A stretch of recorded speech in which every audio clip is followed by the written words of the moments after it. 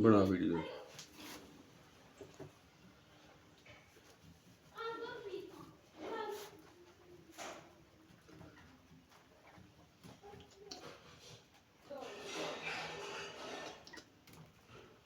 ਬਣਾਉਣਾ ਪਿਆ। ਇਹ ਲਓ ਜੀ ਭਾਈ ਜੀ, ਇਹ ਚੈੱਕ ਕਰ ਲਓ ਇਹ ਵੀਡੀਓ, ਇਹ ਪੱਠੇ ਦੀ ਇਹ ਚੈੱਕ ਕਰੋ ਜਰਾ। ਇਹ ਵੇਖੋ ਜਰਾ,